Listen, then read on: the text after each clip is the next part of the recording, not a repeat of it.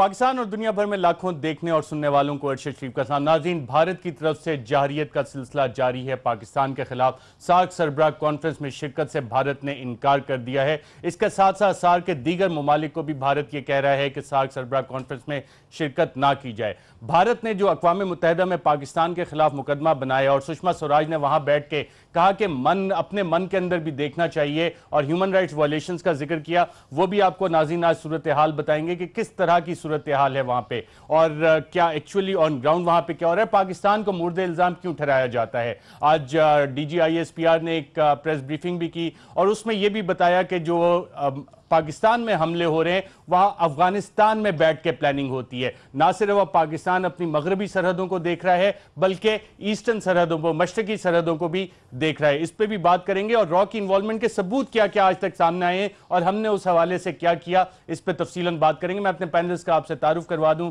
Islamabad studios में हमारे साथ मौजूद हैं आरिफ हमीद भट्टी साहब, ब्यूरो चीफ हैं हमारे एयर वाइल लाहौर के। उनके साथ तशरीफ फरमाए शहरियार आफरीदी साहब, पाकिस्तान तहरीक इंसाफ से इनका ताल्लुक है। और पिंडी से हमें ज्वाइन करें एयर मार्शल शाहिद लतीफ साहब। लेकिन इससे पहले के नाज़रीन मैं गुफ्तगू का बाकायदा आगाज करूं। सुषमा स्वराज ने जो UN में बातें की उस हवाले से मैंने खालिस्तान अफेयर्स सेंटर के सरबराह अमरजीत सिंह साहब से बात की और उनसे मैंने एक सवाल किया कि पाकिस्तान को मुर्दे इल्जाम मोदी क्यों ठहरा रहा है, क्या इंटरनल प्रेशर्स हैं मोदी के ऊपर। तो अमरजीत सिंह साहब का क्या कहना था, आइए जरा सुनते हैं।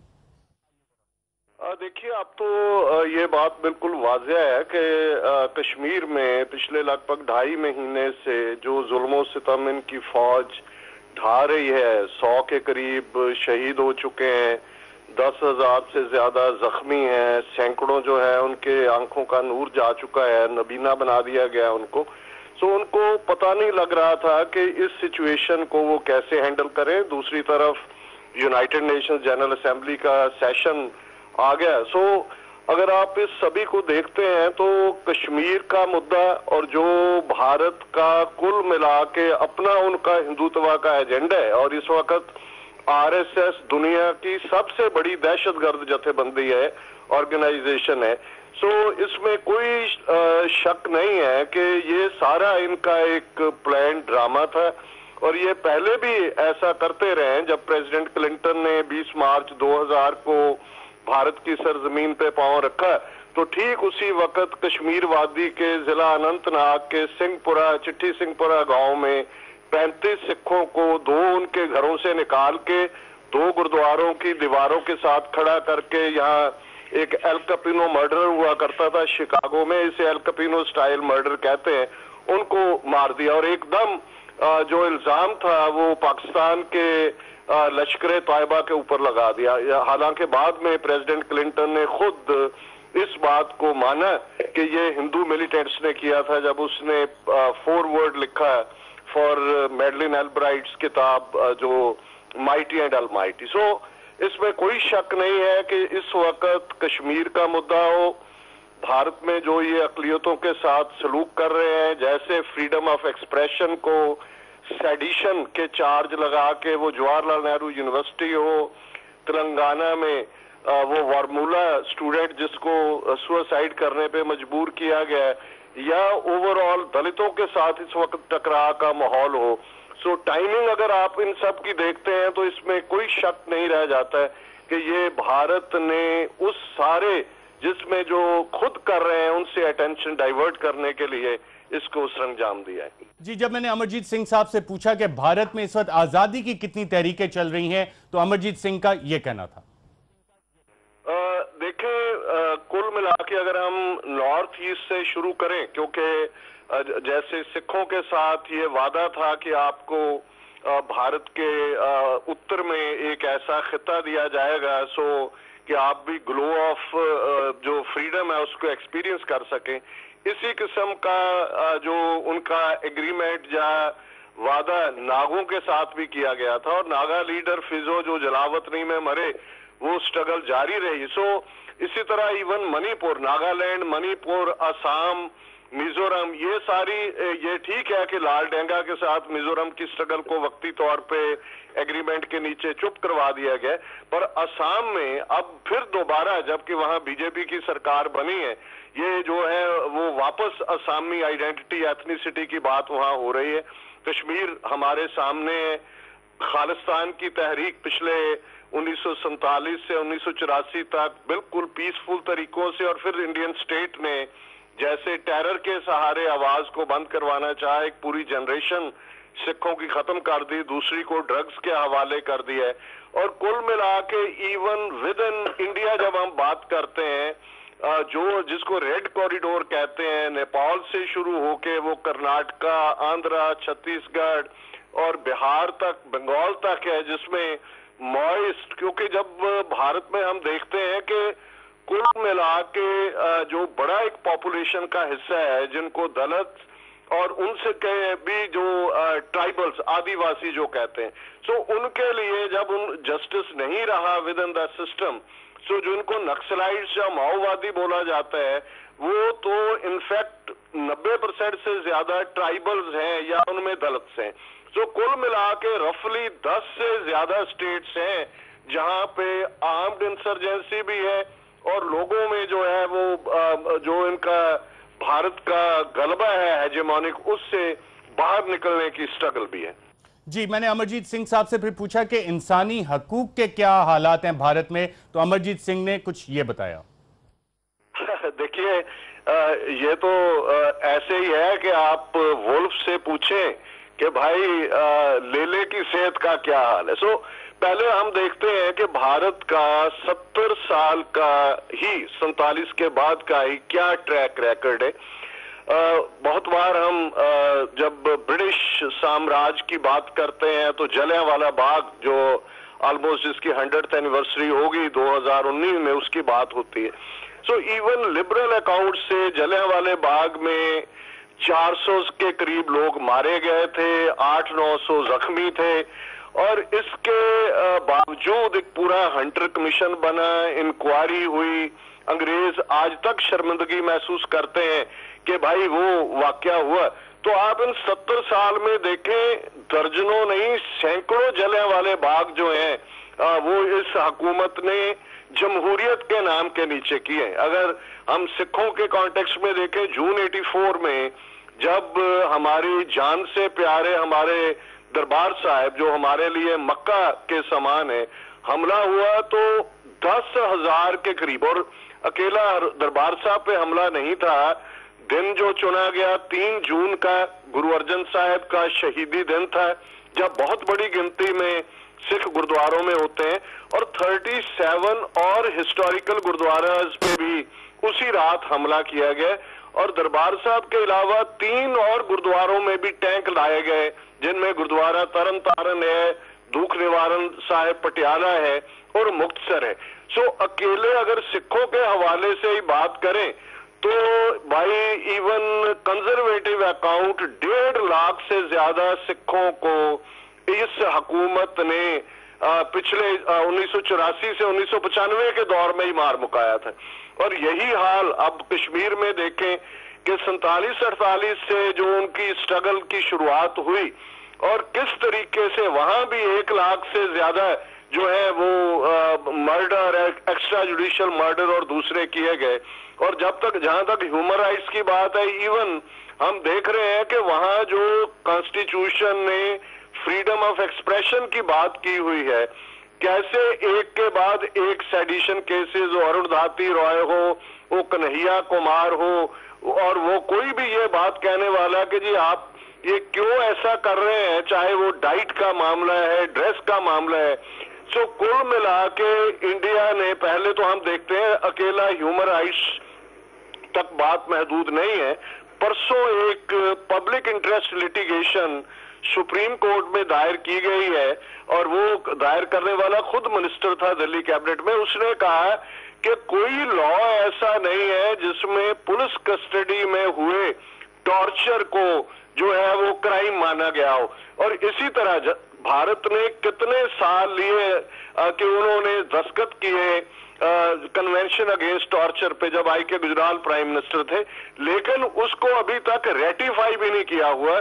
और आपको ये हैरानी होगी कि amnesty international, human rights watch जैसी ऑर्गेनाइजेशंस को आज भी भारत में एक्सेस नहीं है एक उनका इंडोर ऑफिस उन्होंने खोला था कर्नाटका में, जहां इंडियन शायद अहमद पटेल थे, और उन्होंने पिछले दिनों एक डिस्कशन सेशन करवाया है कश्मीर के मुद्दे पे। उसमें कश्मीरी पंडितों को भी इनवाइट किया और जो वहां गायब कर दिए गए नौजवान उनकी फैमिलीज को भी, और वहां पे वो चल रहा था ब्रोकन होम्स, कुछ इस किस्म का उनका सब्जेक्ट था, और वहां अखिल भारतीय विद्यार्थी परिषद ने गड़बड़ की।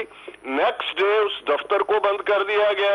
एमनेस्टी इंटरनेशनल के खिलाफ जो है वो सेडिशन का चार्ज लगाने की बात हुई, हालांकि कर्नाटका में कांग्रेस की गवर्नमेंट है। तो आप कुल मिला के देखें तो ह्यूमन राइट्स तो एक जोक है। वहां 170 मिलियन मुस्लिम एक डर के साए में जी रहे हैं। पता नहीं किसको कब ये कह देना है तेरे फ्रीजर में बीफ है, किसको कह देना है कि भाई तुम जो हो वो पाकिस्तान के एजेंट हो। सो कुल मिला के भारत में आज उसी तरज की हुकूमत है जो 1930s में जर्मनी में नाजियों का तौर तरीका था। सो वो कहीं अपनी ऑर्गेनाइजेशनल लेवल पे आरएसएस से टेरराइज करते हैं, पुलिस को इस्तेमाल करते हैं, और फिर वो मैकियावेली की तरह इस बात को अच्छी तरह जानते हैं कि उसको टर्न अराउंड कैसे करना है। और जो जर्मन का वो प्रोपेगेंडा मिनिस्टर था गोयबल्स, जिसकी गॉबलियन लाइज की बात होती है, सो ये तो उसको भी इन्होंने पीछे छोड़ दिया हुआ है। सो वहां ह्यूमन राइट्स का इवन ये डिस्कस करना भी मैं समझता हूं कि ये भैंस के आगे बीन बजाने के बराबर है। और जी नाज़रीन, फिर मैंने अमरजीत सिंह से पूछा कि क्या पाकिस्तान कुछ कर सकता है सिखों के लिए, दीगर जो भारत में आज़ादी की तहरीकें चल रही हैं, तो अमरजीत सिंह का क्या कहना था, आइए सुनते हैं। देखिए, मैंने पिछले कुछ दिनों में बहुत से इंटरव्यू पाकिस्तान के अलग अलग टीवी चैनल्स को दिए हैं, और मैं क्योंकि पिछले लगभग 30 साल से खालिस्तान की स्ट्रगल के साथ मैं जुड़ा हुआ हूँ एज एन एक्टिविस्ट भी, और मैंने क्लोजली ऑब्जर्व किया है कि भी कैसा हुकूमतों के रवैये कैसे बदलते हैं या क्या किया जा सकता है। और मैं समझता हूँ कि पाकिस्तान ने अगर इवन अपनी सर्वाइवल भी करनी है, मैं कोई डिसमे की पिक्चर नहीं देना चाहता, लेकिन जो हिंदुत्वी माइंडसेट है और हम इनको बड़ी अच्छी तरह समझते हैं, लगभग 5 सेंचुरीज में हमने देखा कि इनका क्या था। 47 के बाद हमने बहुत से जो पहले समझते थे कि शायद ये हमारे भाई हैं और ये भी सिखों को जो है इस किस्म के खड़गधारी बाँ और खड़गधारी बाजू कह के जो है वो उनको जरा गुड ह्यूमर में रखते थे। 70 साल का जो हमारा एक्सपीरियंस इनके साथ है, सो हम समझते हैं कि अखंड भारत के ये मुद्दई लोग ये पाकिस्तान को आज तक भी इन्होंने एक्सेप्ट नहीं किया है मेंटली, और अब ये वक्त है हम के लिए जो अगर कौम के ऐसी हम इस नुक्ता निगाह से देखें कि 1947 में हम वो बैलेंस हमारी लीडरशिप नहीं कर पाई और इनके पीछे वेट फेंका। आज हम दोनों कौमों की भी और ओवरऑल अगर लॉन्ग टर्म साउथ एशिया में पीस, प्रॉस्पेरिटी और स्टेबिलिटी लानी है, तो भारत और पाकिस्तान के बीच बफर स्टेट खालिस्तान की कायमी इसका सलूशन है। अब ये पाकिस्तान के पॉलिसी मेकर्स ने देखना है कि उन्होंने खालिस्तान की तहरीक की कैसे मदद करनी है, और हम समझते हैं कि अगर डिप्लोमेसी के वर्ल्ड में भी बहुत तरीके होते हैं जहां आप सपोर्ट देते हैं इंटरनेशनली।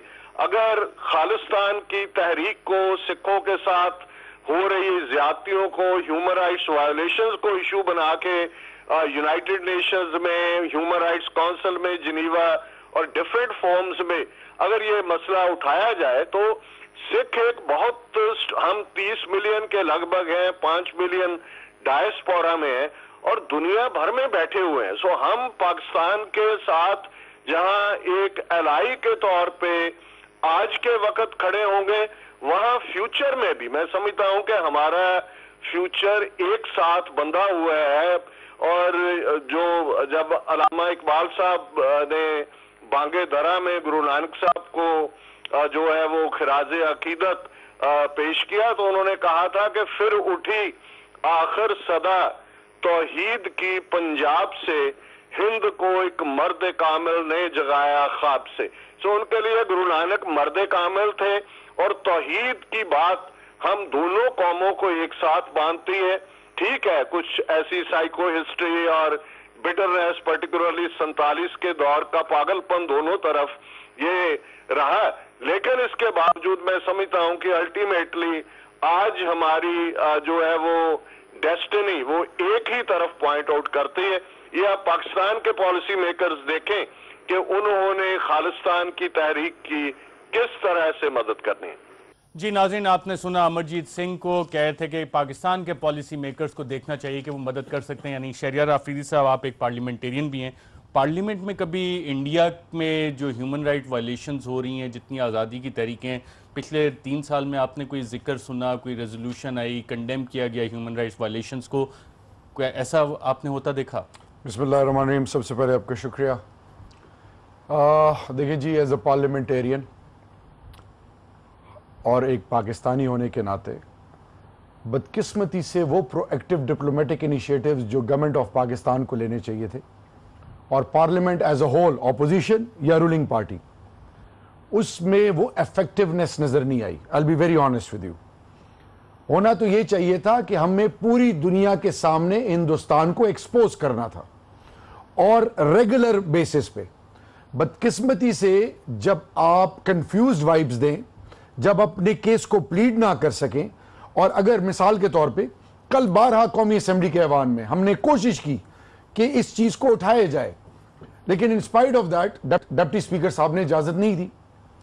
आज क्योंकि मैं गया नहीं था, मैं अपने कॉन्स्टिट्यूंसी में था, मैं सिर्फ आपको ये बताना चाह रहा हूं कि कौमें वो जो इफेक्टिव मेजर्स लेके दुनिया को कॉन्फिडेंस में लेती हैं और रेगुलर बेसिस पे, और कौमें वो जो अक़वाम आलम के सामने अपना केस प्लीड करना जाएं। जब आप कंफ्यूज्ड, जैसे मैंने पहले कहा, डरे डरे परेशान हो और इस चक्कर में हो कि मेरे जाती मफादात को कोई नुकसान ना पहुंचे at the cost of humiliating your own nation. मियां साहब ने क्या किया, जनरल यूएन असेंबली में उन्होंने पाकिस्तान के केस को इफेक्टिवली प्लेड नहीं किया। इन्होंने इंडियन इन्वॉल्वमेंट, रॉ, मोदी की कन्फेशंस, अजीत डोभाल साहब के कन्फेशंस, और फिर सबसे बड़ी बात यह कि हिंदुस्तान ने जो रोल प्ले किया है in isolating Pakistan at all levels, क्या वो स्पोर्ट्स, आर्ट एंड कल्चर के हवाले से जो ह्यूमिलिएट किया है पाकिस्तान को, जिस तरह बुली किया है, और फिर बांग्लादेश में बैठ के पाकिस्तान के खिलाफ जो रोल प्ले किया, in spite of all that Pakistan की खामोशी समझ से बालातर है।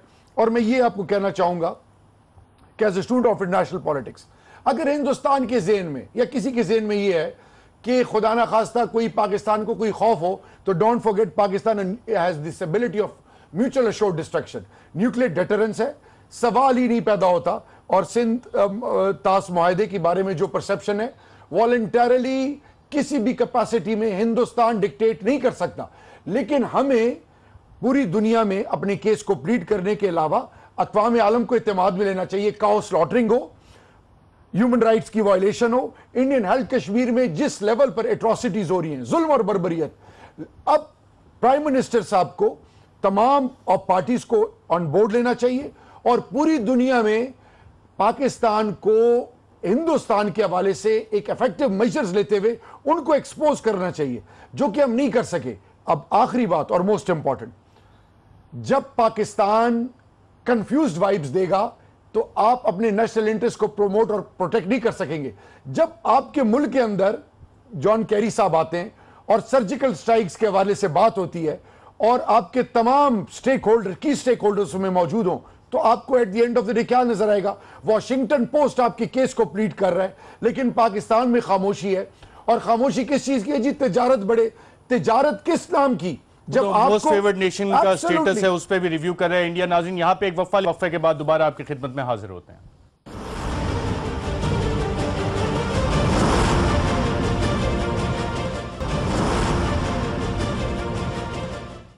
वेलकम बैक नाजरीन। एयर मार्शल शाहिद लतीफ़ साहब, आपने अमरजीत सिंह साहब की बात सुनी और उन्होंने कहा कि ये पाकिस्तान की हुकूमत पाकिस्तान को फैसला करना है कि वो किस तरह मदद कर सकते हैं। उन्होंने बताया कि जी डिप्लोमेटिकली भी मदद हो सकती है, इंटरनेशनल फोरम पे आवाज़ उठाई जा सकती है। ह्यूमन राइट वायलेशंस का जो इंडिया का रिकॉर्ड है, हम उसको हाईलाइट करने से शर्मिंदा क्यों हैं, क्यों नहीं उठाते हम इंटरनेशनल फोरम्स पे? देखें, ये मेरा सवाल उस दिन से है जिस दिन से ये स्पीच हमारे प्राइम मिनिस्टर साहब ने अक़वाम मुत्तहिदा में की। मेरे मुताबिक जब प्राइम मिनिस्टर साहब वहाँ जा रहे थे जनरल असम्बली के इजलास में शिरकत के लिए, तो पाकिस्तान को दो बड़े मसाइल दरपेश थे।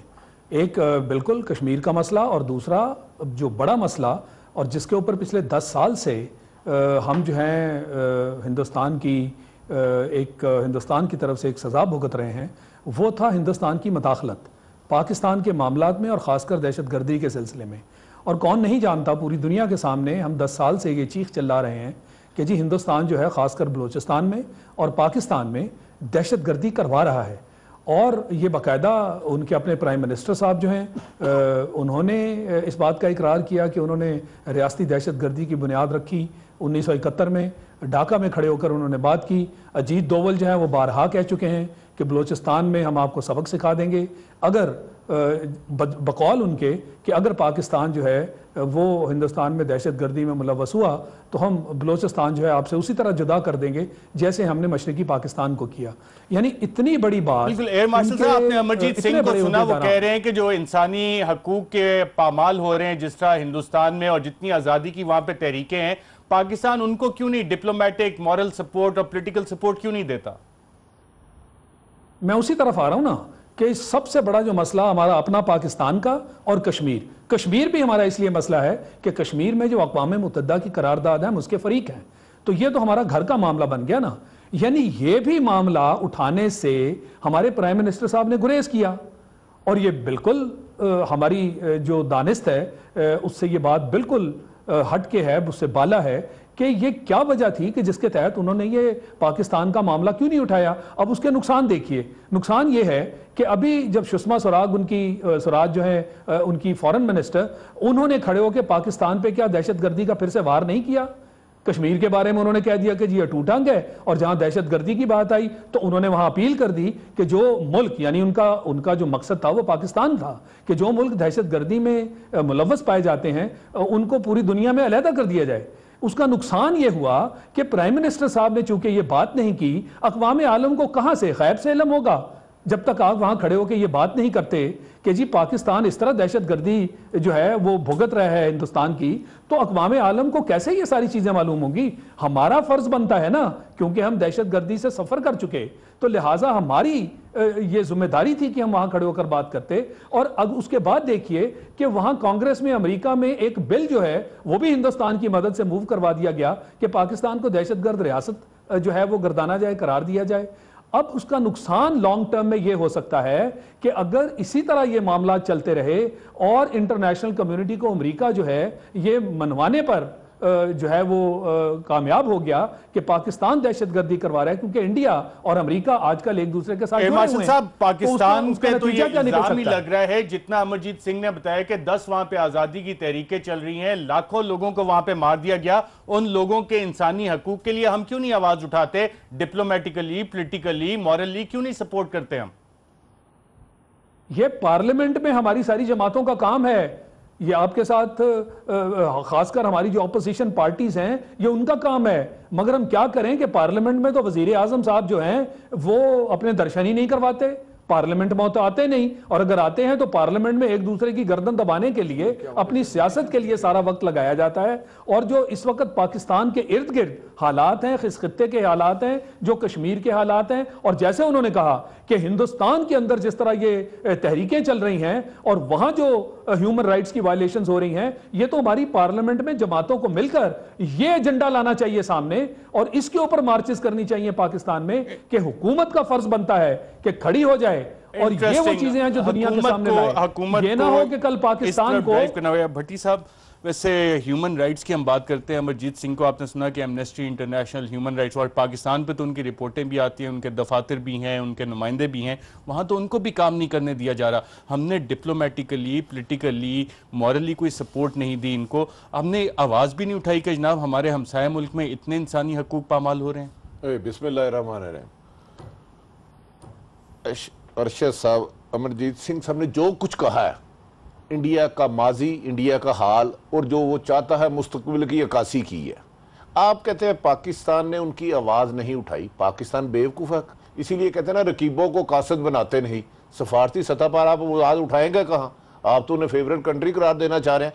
वो अमरजीत सिंह साहब कह रहे हैं लाखों लोगों को मार दिया गया, 70 से ज़्यादा अलहदगी तंजीमें हैं, आज तक हमारी पार्लियामेंट में ये डिस्कस नहीं हुआ। पार्लियामेंट में ये डिस्कस होता है, पनामा लीग पे बात ना करो, धांधली पे बात ना करो, महमूद अजहरी को ना छेड़ो, आसम जरदारी को ना छेड़ो, पनामा करप्शन को ना छेड़ो, नैब को अपाहज कर दो। इस अमरजीत सिंह की बात के बाद मेरा ख्याल है हमारे हुक्मरानों को डूब मर जाना चाहिए। और यार इतने फैक्ट्स उन्होंने दे दिए, इतने फैक्ट्स दे दिए हैं, क्या आप इंटरनेशनल सतह पर इतने गूंगे बहरे हैं, या आपके मुंह पर डॉलरों या पौंडों की मोहर लग गई है, एल्फी लग गई है जो आपको हकायक नहीं बयान करने दे रही? मोदी से क्या कमिटमेंट करके आप आए हैं? आप अगर यूएनओ में हमारे प्राइम मिनिस्टर साहब अगर अच्छी गेंद कराते, लूज बॉल ना देते, तो याद रख ले उनकी मिनिस्टर इतनी किस्म की जहर उगल ना पाती। आपने इतनी लूज बोले दी कि ताकि वो बाद में और हम पे हिट मरे। आप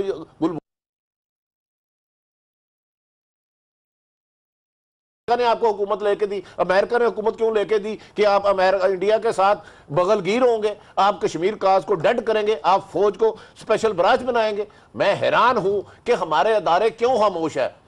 अंदाजा करे कश्मीर में होने वाली दहशत, वो कह रहे हैं कि हमारे पॉलिसी मेकरों को चाहिए। पॉलिसी मेकर क्या आज तक आपकी असम्बली में कभी एक डिस्कशन हुई है कि इंसानी हकूकी तंजीमें, यहां तो आपकी बहुत सारी इंसानी हकूकी तंजीमें जो एनजीओ के लाखों करोड़ों रुपए में पल रही हैं, आपके दोस्त भी पलते रहे हैं 12 लाख रुपया लेके, कभी आज तक इन्होंने डिस्कस किया? 15 लाख रुपए, अच्छा सॉरी 15 लाख लिया। आप और जिसका जिक्र कर रहे हैं उन्होंने 30 तारीख को मीडिया हाउसेस को डिफरेंट बुलाया हुआ है, मुझे इतना नहीं पता, मैं तो आप उसी का जिक्र कर रहे हैं। मैं तो आप तो सैलरी की कर रहे हैं, मैं समझो अलग भी कैश होता है। अब मुझे इनके फैक्ट्स नहीं इतने पता। गुजारिश ये है, क्या हमारे हुक्मरानों को सफारती सतह पर इतने अंधे हैं या उनकी मजबूरियां हैं?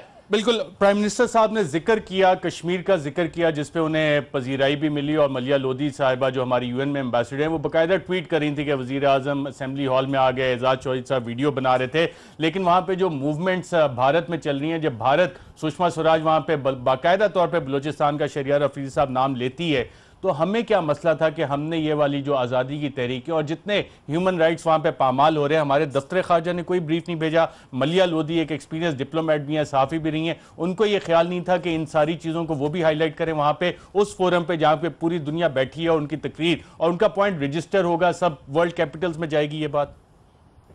Rashid, the confusion leads to destruction.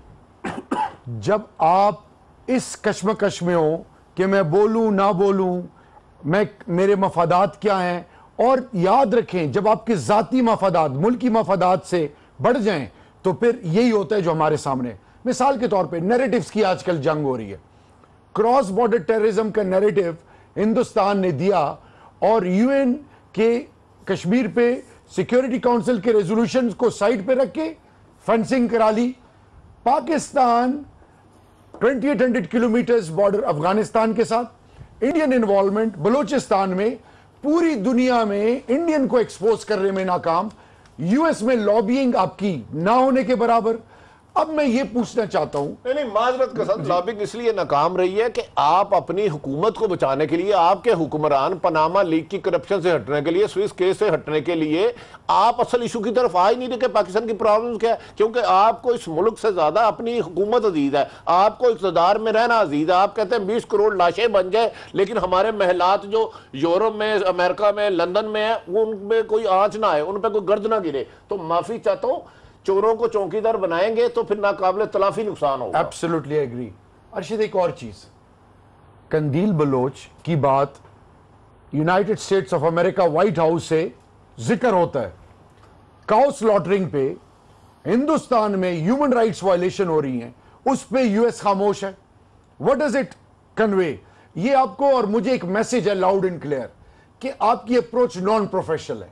हम पाकिस्तान, देखिए याद रखें, कश्मीर में कश्मीरी शहीद हो रहा है, सियाचिन में जो पाकिस्तानी शहीद हो रहा है, पाकिस्तान के किसी कोने में खुदकश धमाकों में कहीं पे इंडियन रॉक इन्वॉल्व, बलोचिस्तान में जो आग उन्होंने लगाई हुई है पाकिस्तान में, जब आपके हुक्मरान उसको आलमी सतह पे प्लीड ना करें, और आज के इंटरनेशनल डिप्लोमेटिक एरिना में फॉरेन मिनिस्टर का ना होना ऐसी है जैसे एक बच्चा यतीम हो। आप अपना केस प्लीड नहीं कर सकते, आप खाइफ, पता नहीं किस चीज का खौफ है। और फिर एक और चीज, आप सीपीआई की बात करते हैं, मैं ये कहना चाहता हूं कि जब आपके हुक्मरान करप्ट हों, जब वो आईन और कानून के ताबे ना हो, और वो अगलों को रियलाइज करें कि नहीं आप भी करप्ट हैं, पूरा सिस्टम करप्ट है, और फिर बोरोइंग करें, अवाम गरीब से गरीब तर हो और आपके मुल्क से बाहर असासे बढ़े, और अभी एक आलमी सतह पर दुनिया 750 मिलियन डॉलर से लेके ये कह रहे हैं हुक्मरानों को खौफ है। मैं कहता खौफ नहीं हो सकता, लालच हो, कुछ मकसद हो। यार देखें, हमें फैक्ट्स भी देखने चाहिए, उनकी लालच भी है। इतनी मुश्किल से गरीब आवाम पर उन्होंने खरबों रुपए के महलात बनाया हमारे खून पसीने पर, तो इतना तो हक है वो अपने पैसे बचाए। इंसाफ भी नहीं हुआ, लेकिन 30 को तहरीक इंसाफ राइवल करिए। नाज़रीन, इंडिया का जो कोल्ड स्टार्ट डॉक्ट्राइन था उसका एक हिस्सा ये भी था जो शहरियार आफरीदी साहब ने बात की, नैरेटिव, और उसमें था कि पाकिस्तान को दहशतगर्द मुल्क करार दिया जाए, और ये नैरेटिव हमारे भी कुछ लोग यहां बैठ के बेचते रहे और पाकिस्तान पे ही पाकिस्तान में बैठ के इल्जाम लगाते रहे। वापस जब आएंगे एयर मार्शल शाहिद लतीफ साहब से पूछेंगे कि ऐसे कौन लोग हैं जो भारत का कोल्ड स्टार्ट डॉक्ट्राइन, उसके नैरेटिव वाली जंग पाकिस्तान में बैठ के पाकिस्तान के खिलाफ ही लड़ते रहे। एक वक्फे के बाद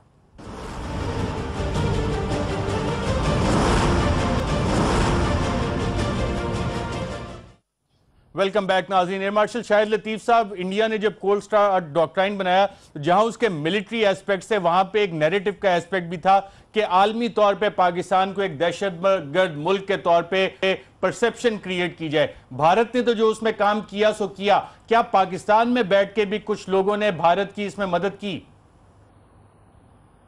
मैं आपको ये रीसेंट एग्जांपल दे देता हूं। पार्लियामेंट में तकारीर हुई थी और उन तकारीर में जो बलोचिस्तान से ताल्लुक़ रखने वाले आपके बहुत बड़े हुकूमत के ओहदेदार चादर पहनते हैं और वहाँ खड़े होकर जो उन्होंने ज़ुबान इस्तेमाल की, मुझे तो शर्म आती है वो ज़ुबान इस्तेमाल करते हुए, यानी एक पाकिस्तानी और वो भी हुकूमत का ओहदेदार।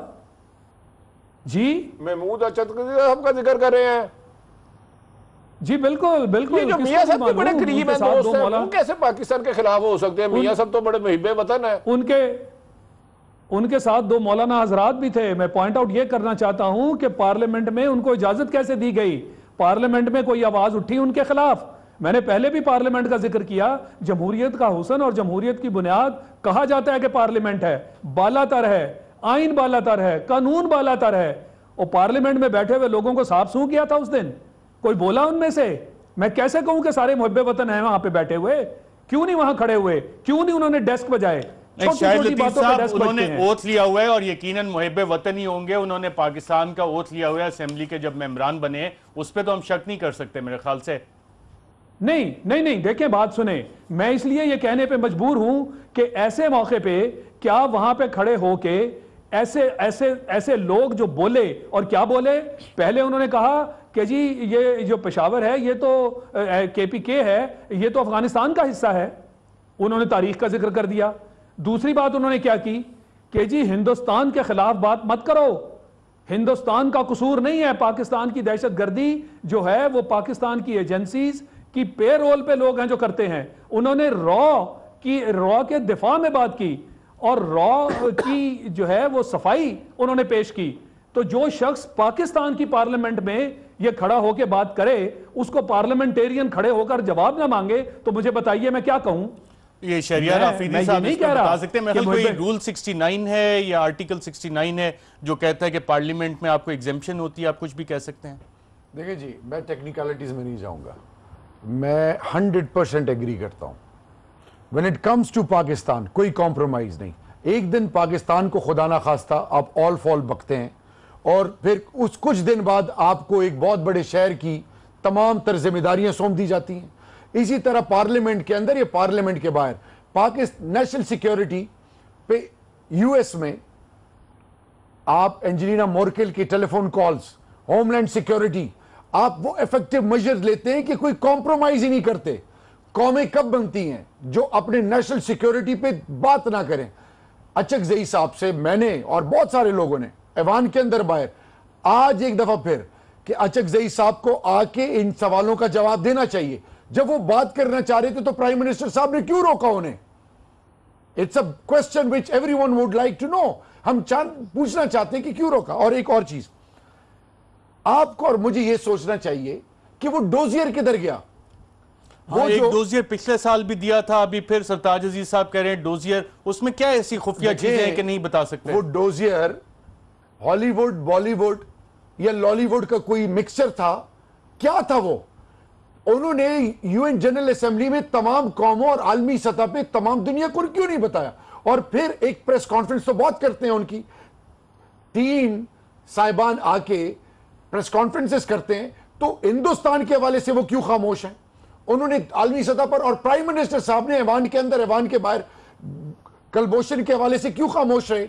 मैं तो ये समझने से कासिर हूं, प्राइम मिनिस्टर साहब को उन्होंने ओथ लिया हुआ, हम सब ने, पाकिस्तान जो इस मट्टी का गद्दार है, जो इस मट्टी से सिंसियर नहीं है, चाहे कोई भी हो, ही हैज टू, वो अल्लाह की नजर भी में तबाह और बर्बाद होगा, and he has to be given severe punishment, कोई भी हो।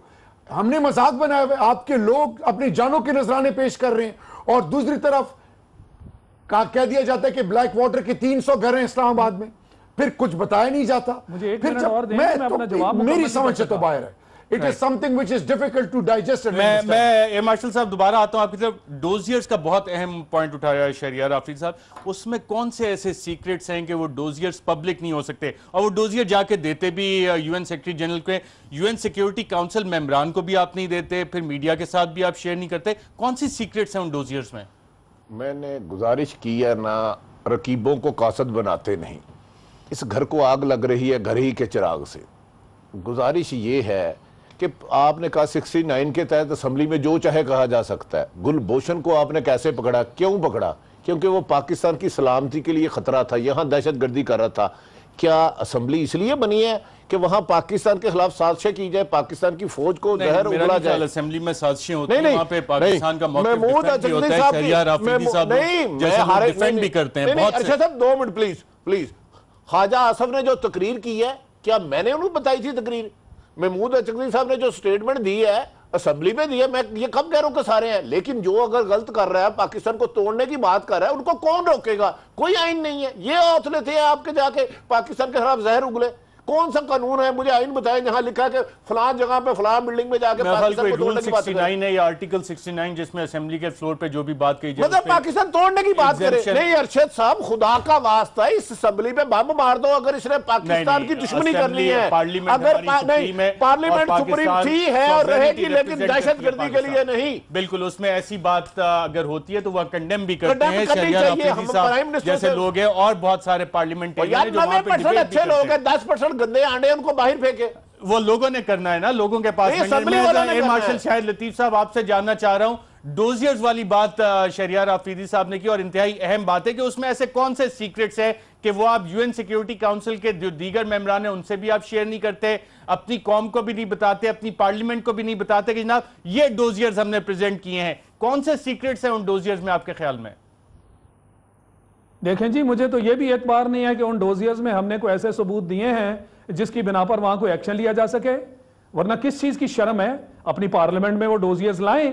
यानी अपने लोगों के साथ आप शेयर नहीं कर सकते? कौन सी सीक्रेट है वहां पर? अजमल कसाब के हवाले से एयर मार्शल शाहिद लतीफ साहब, ये खबरें भी थी, कुछ पॉलिटिशियंस कहते भी हैं, और उन्होंने चैलेंज किया है कि जनाब ये ऑन रिकॉर्ड है कि अजमल कसाब के घर का पता नवाज शरीफ साहब उस वक्त वजीर आजम नहीं थे, उन्होंने बताया था। पठानकोट का वाकया होता है, FIR कटवाने में हम आगे थे, और जब कमीशन इंक्वायरी के लिए गया वो सबूत नहीं मिल सके। अब उड़ी का हमला हुआ है, उस पर भी हम वॉलंटियर करें कि हाँ जी इंटरनेशनल कमीशन है। हम अपने ऊपर ही क्यों समझते हैं कि सारा कुछ हम ही लोग कर रहे हैं?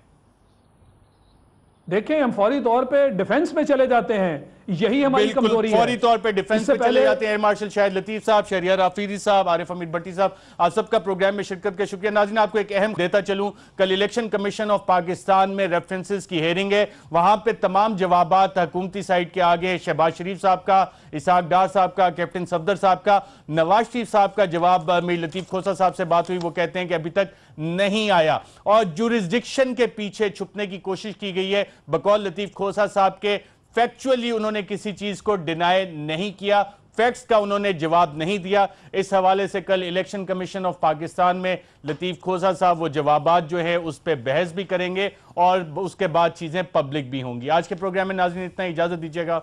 अल्लाह।